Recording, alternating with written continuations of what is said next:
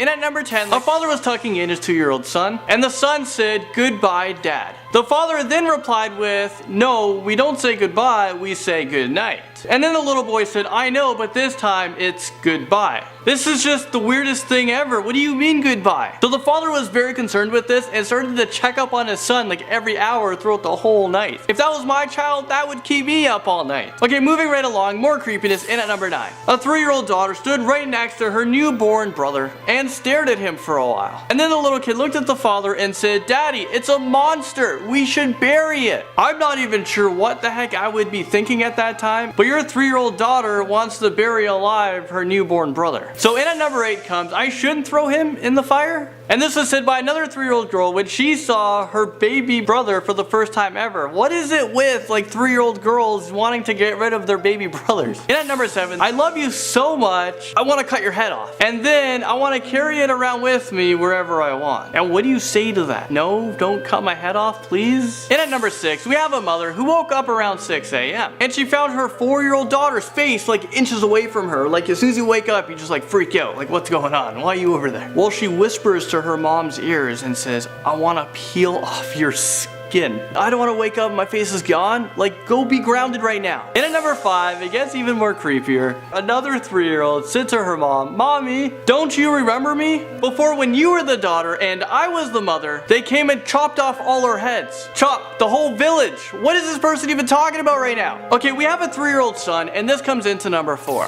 He said, "Mommy, the very big man with big yellow eyes is looking at you." He then pointed at nothing and then started to laugh. And then he said, "He's hiding now. He's gonna come when you're sleeping." And then another night, the same kid said, "Mom, I'm not gonna be 4. I'm gonna die. And you're gonna put me in a hole. The man told me so." If I was that mom, I'd be moving out of that house, like ASAP. Now in number 3, we have a 5-year-old who drew a picture of a black monster and then looked up at his cousin and he said, "He told me to draw this. He's coming for you. You better hide." In at number 2, moving on, we're talking about this child who would sleepwalk every night. He would turn on all the electronics in the house, grab all the kitchen knives, align them in a circle, and then he would sit in the middle of it and talk gibberish. When the dad tried to get him out of the circle, the kid would pick up a knife and shout, "He will get you." So the next morning, the father asked the son, "Do you remember anything?" And he said he had a nightmare of a man dressed in black with fire red light behind him. Speaking of awful things that this person was gonna do to him. Okay, so we're finally in at number 1, but let's quickly recap. We've had a 3-year-old who said he's not gonna become 4 because he's gonna die. We've had a couple 3-year-olds who has a newborn baby brother. One called him a monster, the other wanted to kill it and bury it. We've had a yellow-eyed monster, a 3-year-old daughter who says someone wants to chop all their heads off. Well, finally, we've all made it into number 1, and it's a 7-year-old child who had an invisible friend. You know, we all did. Well, this invisible friend was called the captain, an old man with a very long beard. The captain would inform him when he grows up that his job is going to be killing people, and the captain is going to tell him exactly who he's going to murder. And then the kid started crying, like legit crying. He believed it, and he said, "I don't want to grow up and kill anybody." Let's start off with number 10. So there have been numerous stories of kids talking about seeing their grandparents or great-grandparents who have passed away. Some families are shocked when their kids who have never met these family members can still perfectly describe them. Well, this is the case for this woman when her son, who was 3, would sing a Polish nursery rhyme. The family didn't know where he learned that or how, but the nursery rhyme that he sang was what her husband's grandmother would sing to all the babies in the family. However, she passed away before even meeting their son. On top of that, she said that they don't even speak Polish or sing Polish songs. Well, this one is scary but also a little comforting. Like, in a creepy way, it's sweet that his grandmother is looking over him. Moving on to number 9. Now, as kids, we are known to have imaginary friends. Meanwhile, if I had a kid and they were telling me about some friend that I couldn't see but that they talked to, man, I would be saging my house and my kid on the daily. But as a kid, I do remember having an imaginary friend. I don't know how I didn't creep my family out because I clearly remember talking to her. Anyways, let's get back on track. Apparently, this one child had an imaginary friend named Jenna. One time when they were driving, they passed a cemetery and the kid looks up and says, "Bye, Jenna," and waves to her. When the mother asked where Jenna was going, the girl said, "Home."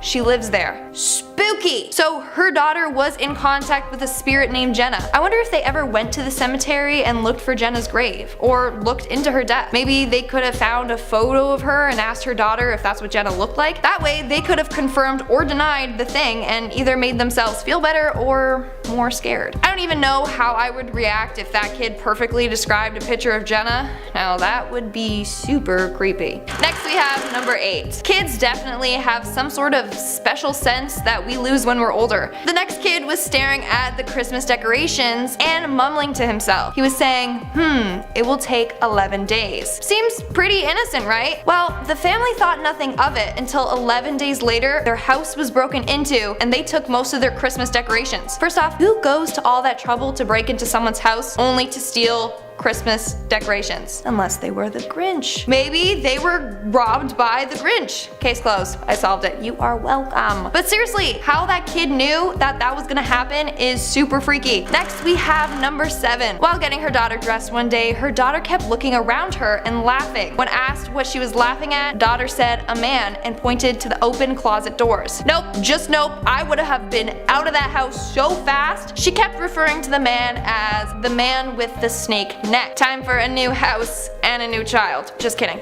But like a snake neck? Like was it long and skinny? Like why not a giraffe neck? Or was it a snake wrapped around his neck? Moving on to number 6. So apparently when this woman's child was 5 years old, she would point in the corner of a room and start crying saying, "Scary lady." It wasn't until her son also turned 5 when he did the exact same thing. He would point to the same corner and mention the scary lady. Now, it could have been that the son just picked up on what his older sibling was doing, or maybe there really was a scary lady lurking in the corner. Either way, I don't know why 5 years of age was significant. Did this lady pass away on the 5th month or 5th day of the year? Or is it a clue to her death? We are now at our halfway mark with number 5. For this story, a family moved into a new apartment in a new country. Now, this apartment came fully furnished, including the owners leaving some paintings behind. How sweet of them! Or not.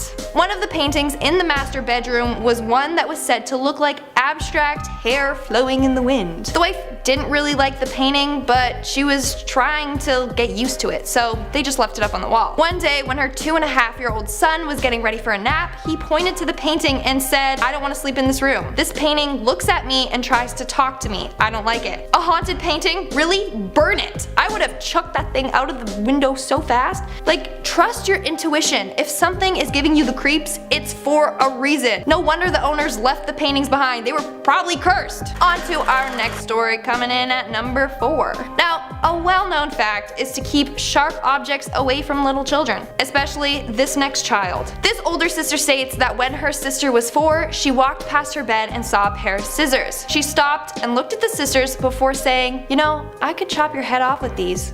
Good night." What a sweet little goodnight message. If that was me, I would sleep with one eye open the whole night, or barricade my room shut. I hope she hid any sharp objects away from her sister. Like, imagine her just being like, "I could kill you in your sleep. Good night."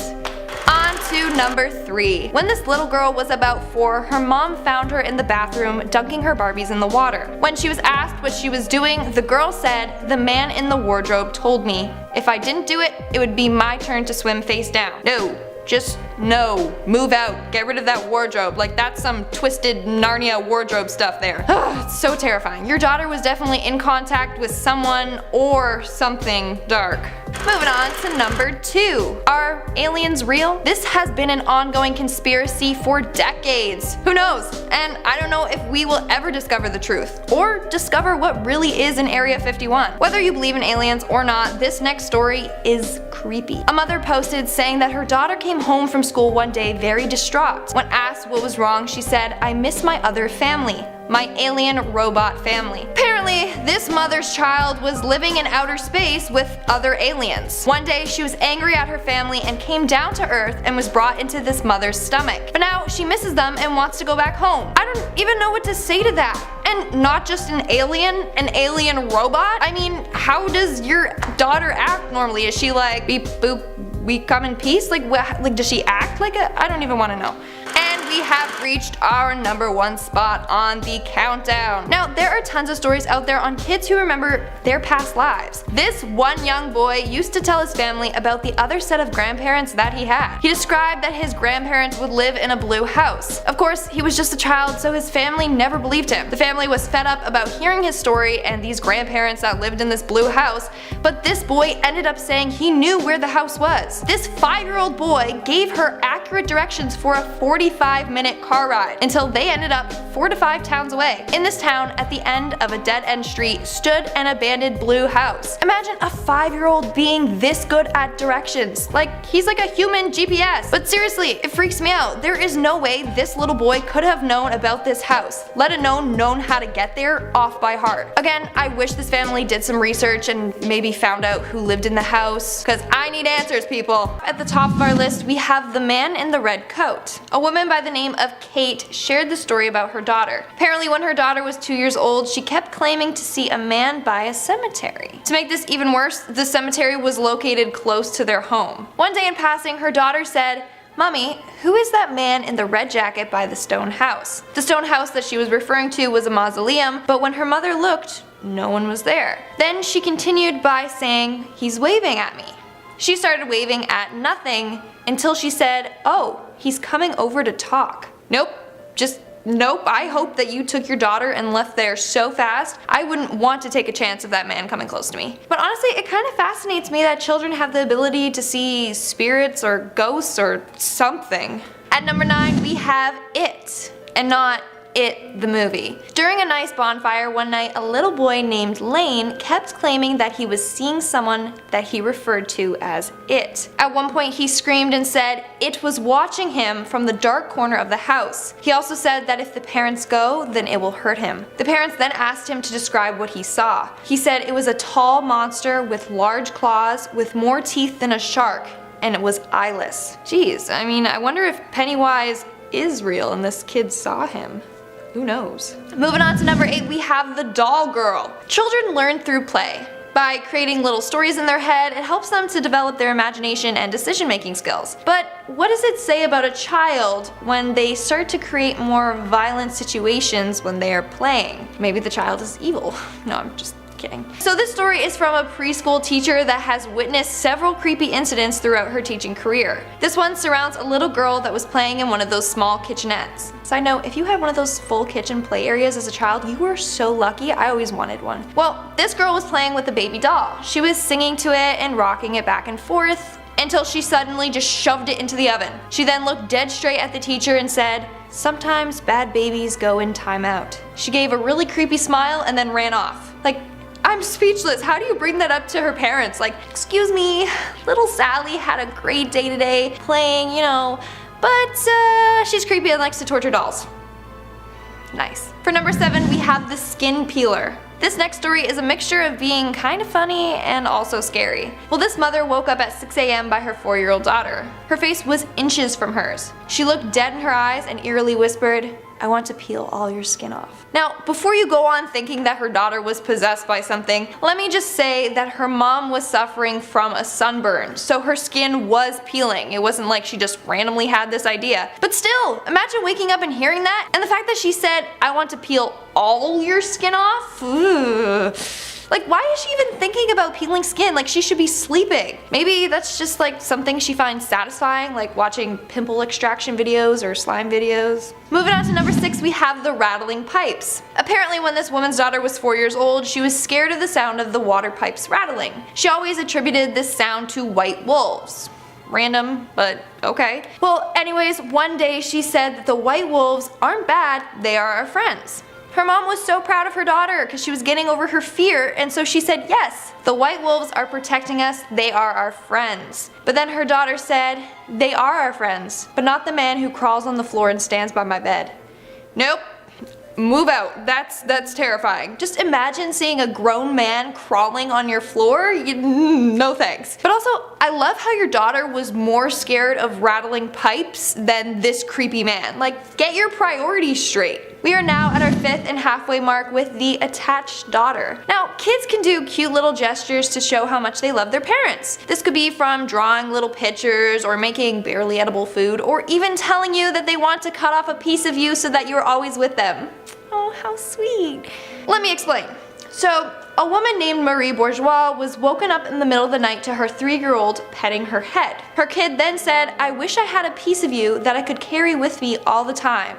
Like your finger." I mean, it's cute in a creepy way. She just loves you really, really much, and I would say keep sharp objects away from her and maybe sleep with your hands protected, just as a precaution.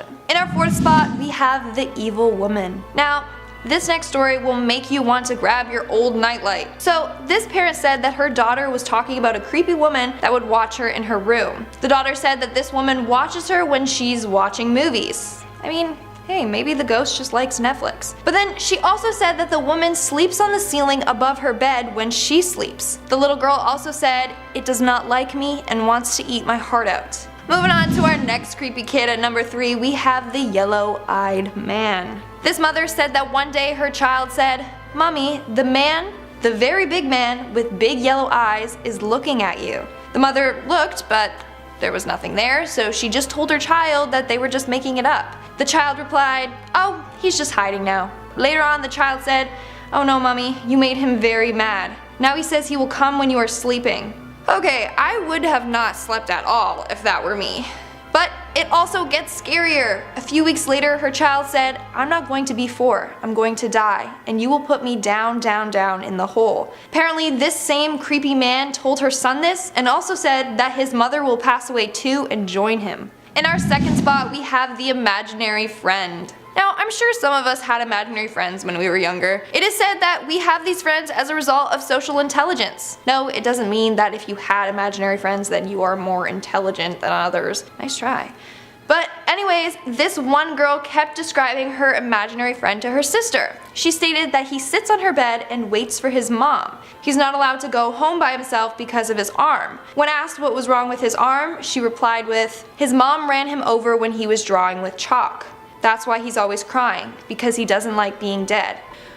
Okay, hold on. So this girl has been seeing a crying, armless ghost and she's totally cool with it? Like, not freaked out at all?